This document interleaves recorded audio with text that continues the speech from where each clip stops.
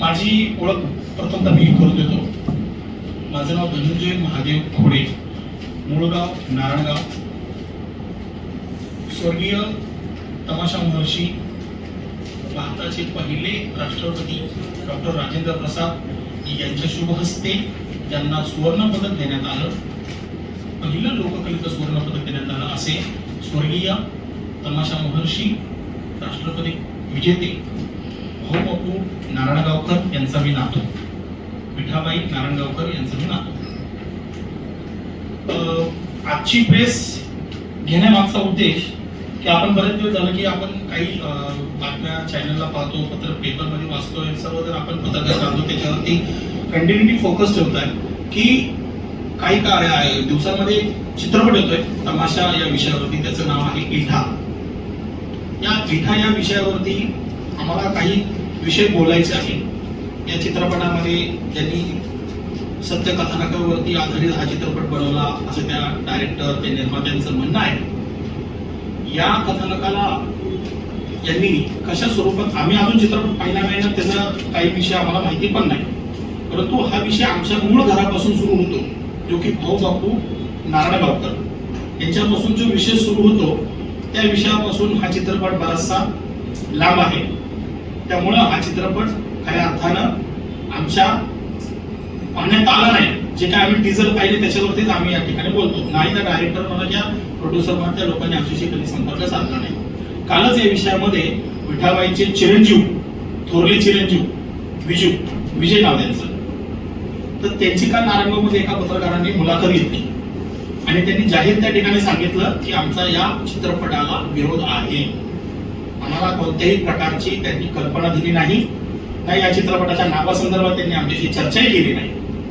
या विषयाला पूर्णपणे त्यांनी विरोध दर्शवलेला आहे आणि त्या संदर्भात त्यांनी राज्याचे मुख्यमंत्री, राज्याचे उपमुख्यमंत्री दोन्हीही आणि राज्याचे सांस्कृतिक मंत्री या चौघांनाही त्यांनी पत्रव्यवहार केलेला आहे 2 दिवसापूर्वीच, की सदर या कार्यक्रमाला, या चित्रपटाचा आपण चित्रपटावरती बंदी आणावी म्हणून. कारण त्या चित्रपटाला जर सत्यकथानक म्हणून आपण प्रेझेंट करताय तर त्या परिवाराची परवानगी घेणं सुद्धा तुम्हाला तितकंच बंधनकारक आहे.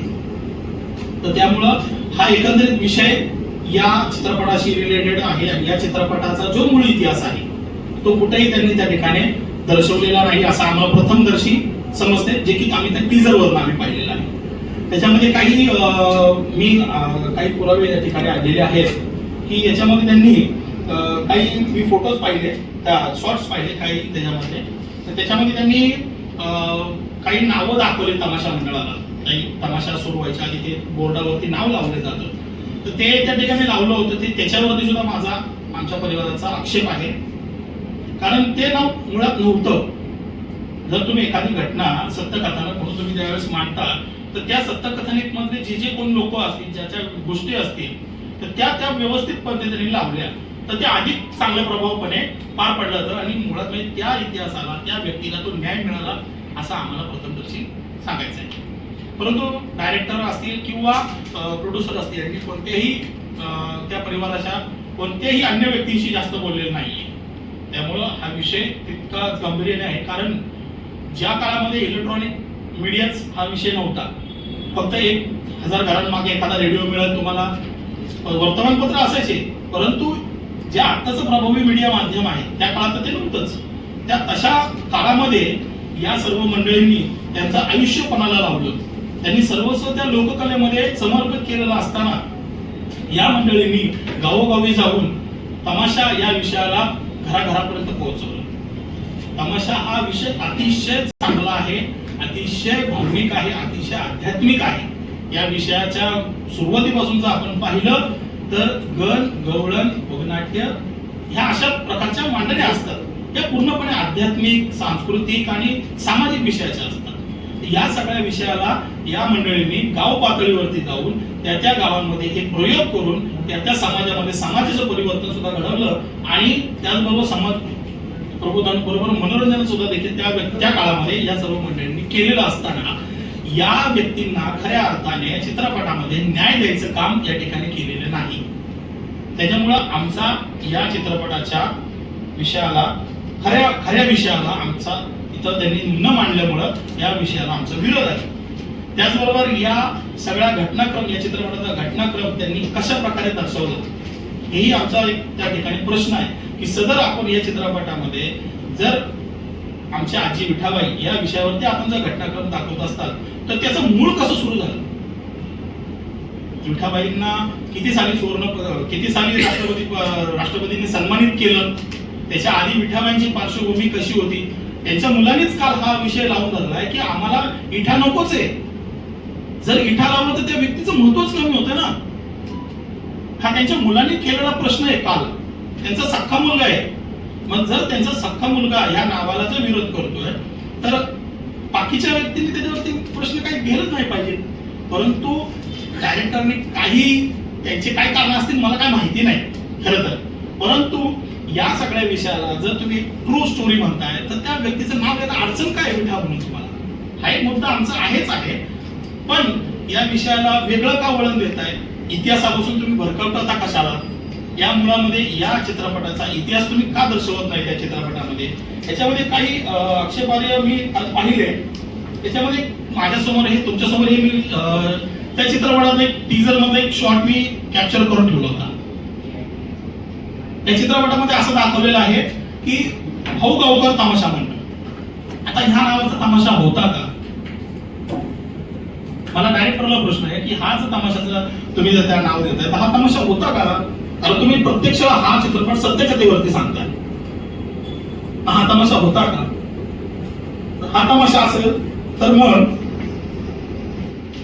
हे कोण होते की ज्यांना 1961 साली भारताचे पहिले राष्ट्रपती डॉक्टर राजेंद्र प्रसाद यांच्या शुभ हस्ते दिल्ली या राष्ट्रपती भवनामध्ये भारताचं पहिले लोककलेचं सुवर्णपदक दिलं असे बापूसाहेब खुडे नारायणगावकर. हे कोण आहे. त्याच विठाबाईंचे हे सख्खे चुलत भाऊ बापू नारायणगावकर या नावाने 1930-32 साली ज्यावेळेस तमाशाचा फड निघाला त्या फडानंतर जो 30-35 वर्ष त्यांनी तमाशा फड चालू ठेवला आणि त्या 30-32 वर्षाच्या परिश्रमावरती भारत सरकारने म्हणजे भारत स्वतंत्रही नव्हता झाला त्याच्या आधी हा तमाशा फड निघालेला आहे. स्वतंत्रपूर्व भारतामध्ये हा तमाशा फड निघालेला असताना त्या तमाशाची एक कारकीर्द आहे ना. एखाद्या व्यक्तीला ज्यावेळेस पुरस्कार दिला जातो, एखाद्या संघटनेला पुरस्कार दिला जातो किंवा एखाद्या संस्थेला ज्यावेळेस पुरस्कार दिला जातो त्या संस्थेची काहीतरी पार्श्वभूमी असते. त्या पार्श्वभूमीवरती तो पुरस्कार दिला जातो. तर तुम्हाला त्यांची काही सामाजिक कामं बघूनच त्यांना तो राष्ट्रपतींनी पुरस्कार दिला असेल ना. म्हणून तर आमचा हा आक्षेप आहे की या चित्रपटामध्ये मुळात आपण कशा प्रकारे मांडणी करताय. विठाबाईंचा जन्म किती साली झाला, त्या स्टेजवरती कधी आल्या, या विषयाला सुद्धा एक महत्व आहे. त्या परिवाराशी तुम्ही डिस्कस करून कधी कोणते विषय बोललाच नाही. एक व्यक्ती विठाबाईंची भेटली, विठाबाईंच्या परिवारामध्ये भेटली म्हणजे सगळ्या विठाबाईंचा परिवार भेटला का तुम्हाला. असं नाही होत. कारण त्यांनी त्यांच्या मीडिया बाईट मध्ये सांगितलं विठाबाईंना 8 मुलं होती आहे 8 मुलं आहेत. त्यातली एक देव म्हणजे आता त्या आमच्या आत्याच आहे. देवाज्ञा झाली त्यांना 1 वर्षापूर्वी संध्या माने म्हणून. पण इतर 7 जण तर आहेत ना. 7 जणांमध्ये तुम्ही कोणाशीच बोलले नाही. हे त्यांच्या काल मीडिया बाईट मध्ये त्यांनी सांगितलं की आमच्या कोणाशीच त्यांनी त्या ठिकाणी चर्चा केलेली नाही. म्हणून त्याचबरोबर आम्हाला असं म्हणायचं की या मूळ कथानकाला जर आपण योग्य तो न्याय दिला नाही तर आम्ही कायदेशीर या गोष्टीमध्ये कायदेशीर आम्ही आमच्या बाजू मांडू आणि चित्रपटावरती आम्ही बंदी आणू.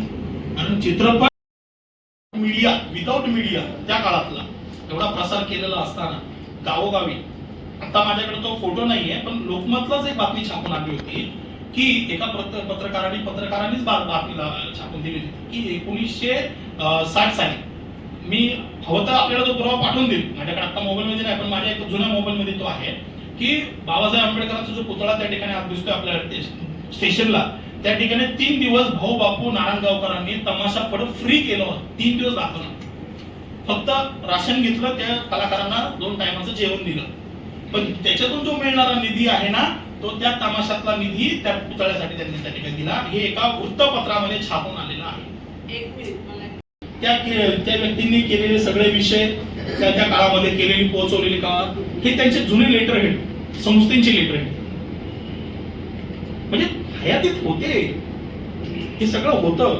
बरं हे होऊन सुद्धा या ठिकाणी जो की मी तुम्हाला आता फोटो दाखवला की त्या चित्रपटामध्ये त्यांनी असं दाखवलं याच्यामध्ये की चला हा एक आपण चला आपल्या म्हणण्यासाठी म्हणून की आपण थोडं क्रिएट केलं असेल कॉम्प्युटर वगैरे करून आपण त्याला थोडंसं वेगळं स्वरूप काहीतरी देण्याचा प्रयत्न केला.